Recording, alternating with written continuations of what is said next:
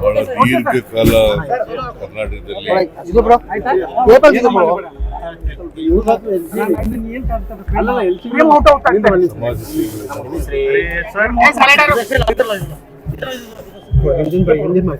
ಅವರು 1953ನೇ ಇಸ್ವಿನಲ್ಲೇ ವಾಲ್ಕಿ ಪುರಸಭೆಯ ಅಧ್ಯಕ್ಷರಾಗಿದ್ದರು. ಆಮೇಲೆ 62ರಲ್ಲಿ ಶಾಸಕರಾಗಿ 4 ಬಾರಿ ಶಾಸಕರಾಗಿದ್ದರು. ಆಮೇಲೆ 2 ಬಾರಿ ಮೇಲ್ಮನೆಯ ಸದಸ್ಯರಾಗಿದ್ದರು. ಒಮ್ಮೆ ಮಾತ್ರ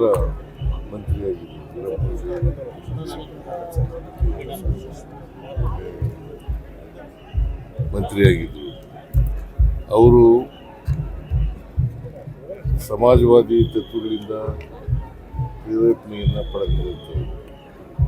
ಅದಕ್ಕಾಗಿ ಇಡೀ ಜೀವನದಲ್ಲಿ ಬಹಳ ಸರಳವಾಗಿ ಸ್ವಾಭಿಮಾನಿಯಾಗಿ ರಾಜಕಾರಣ ಮಾಡಿದರು. ಬರೀ ರಾಜಕಾರಣ ಅಷ್ಟೇ ಅಲ್ಲ, ಅವರು ಶಿಕ್ಷಣ ಕ್ಷೇತ್ರದಲ್ಲಿ ಬಹಳಷ್ಟು ಕೆಲಸವನ್ನು ಮಾಡಿದರು ಮತ್ತು ಸಹಕಾರ ಕ್ಷೇತ್ರದಲ್ಲಿ ಕೂಡ ಬಹಳಷ್ಟು ಕೆಲಸವನ್ನು ಮಾಡಿದರು. ಬಹುಶಃ ಅವರು ಮಹಾತ್ಮ ಗಾಂಧೀಜಿಯವರಿಂದ ಪ್ರೇರಿತ ಆಗಿದ್ದಂಥ ವ್ಯಕ್ತಿ. ಕೊನೆ ಗಳಿಗೆವರೆಗೂ ಕೂಡ ನಿಷ್ಠುರವಾದಿ, ನೇರ ನುಡಿಯ ಪ್ರಾಮಾಣಿಕ ರಾಜಕಾರಣವನ್ನು ಮಾಡಿದರು. ಜೊತೆಗೆ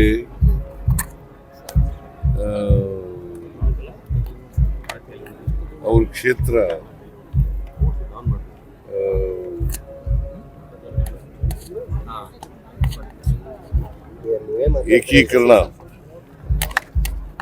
ಏಕೀಕರಣದಲ್ಲಿ ಹೋರಾಟವನ್ನು ಮಾಡಿದಂಥವ್ರು. ಬಹುಶಃ ಇವತ್ತು ಬೀದರ್ ಕರ್ನಾಟಕದಲ್ಲಿ ಉಳಿದಿದ್ರೆ ಅವರ ಹೋರಾಟದ ಫಲ ಅಂತಕ್ಕಂಥದ್ದನ್ನು ಬರೀಲಿಕ್ಕೆ ಸಾಧ್ಯ. ಆಮೇಲೆ ಅವರು ಕರ್ನಾಟಕ ಹೈದರಾಬಾದ್ ಕರ್ನಾಟಕ ಏಕೀಕರಣದಲ್ಲೂ ಕೂಡ ವಿಮೋಚನಾ ಇದರಲ್ಲೂ ಕೂಡ ಭಾಗವಹಿಸಿದಂಥವರು, ಹೋರಾಟದಲ್ಲಿ ಭಾಗವಹಿಸಿದಂಥವರು. ಅವ್ರ ಜೀವನದ ಉದ್ದಕ್ಕೂ ಕೂಡ ಹೋರಾಟವನ್ನು ಮಾಡ್ಕೊಂಡು ಬಂದಿದ್ದಂಥವರು. ಅವರು ಶಿಕ್ಷಣ ಕ್ಷೇತ್ರದಲ್ಲಿ ಅಪಾರವಾದಂಥ ಕೆಲಸವನ್ನು ಮಾಡಿದರು. ಜೊತೆಗೆ ಸಹಕಾರ ಕ್ಷೇತ್ರದಲ್ಲಿ ಇವತ್ತು GSS ಶುಗರ್ ಫ್ಯಾಕ್ಟ್ರಿ ಅವರೇ ಸ್ಥಾಪನೆ ಮಾಡಿದ್ದು.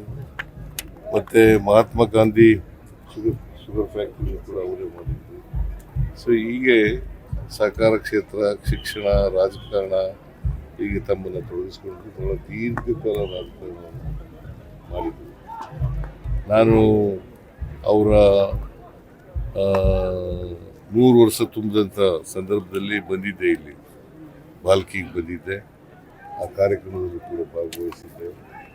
ಅವರು ಭಾಳ ವರ್ಷ ಬಾಳಲಿ ಅಂತೇಳಿ ನಾನು ಅವರಿಗೆ ಶುಭವನ್ನು ಹಾರೈಸ್ತಕ್ಕಂಥ ಕೆಲಸವನ್ನು ಮಾಡಿದ್ದೆ. 103 ವರ್ಷಗಳು ಶತಾಯುಷಿ, 103 ವರ್ಷಗಳ ಕಾಲ ಸುದೀರ್ಘವಾದಂಥ ರಾಜಕಾರಣದಲ್ಲಿ ಮಾಡಿದ್ದೆ. ಸೊ ಅವರಿಂದ ಒಬ್ಬ ದಕ್ಷ ರಾಜಕಾರಣಿಯನ್ನು ಕರ್ಕೊಂಡಾಗಿದ್ದೆ. ಜೊತೆಗೆ ವೀರಶೈವ ಮಹಾಸಭಾದ ಅಧ್ಯಕ್ಷರಾಗಿ ಕೂಡ ಕೆಲಸವನ್ನು ಮಾಡಿದ್ದೆ. ವೀರಶೈವ ಮಹಾಸಭಾ ಅದರ ಅಧ್ಯಕ್ಷರಾಗಿ ಸುಮಾರು 12 ವರ್ಷಗಳ ಕಾಲ ಕೆಲಸ ಮಾಡಿದ್ರು. 12 ವರ್ಷಗಳ ಕಾಲ ಕೆಲಸ ಮಾಡಿದ್ರು. ಅವರು ಮಾಜಿ ಅಧ್ಯಕ್ಷರಾಗಿದ್ದರು. ಅವ್ರ ಕಾಲದಲ್ಲಿ ಎಲ್ಲ ಶರಣ ಬಂಧುಗಳು ಮಂತ್ರವನ್ನು ಹೇಳಬೇಕು. ಲಿಂಗಾಯತರು ಅವುಗಳನ್ನೆಲ್ಲ ಮಾಡಲಿಕ್ಕೆ ಶ್ರೀ ಗುರು ಬಸವಲಿಂಗಾಯ ನಮಃ.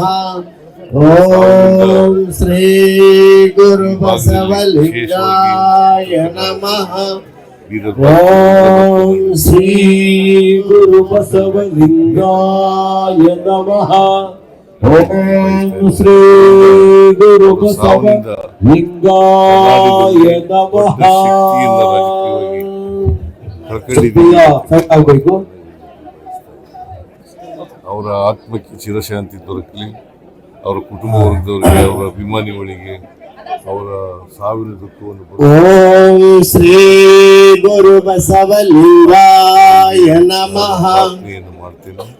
ಜೊತೆಗೆ ಇವತ್ತು ಸರ್ಕಾರದ ವತಿಯಿಂದ ಸರ್ಕಾರದ ಸಕಲ ಗೌರವದೊಡನೆ ಅವರ ಅಂತ್ಯಕ್ರಿಯೆ ಆಗ್ತದೆ. ನಾನು ಅಂತ್ಯಕ್ರಿಯೆ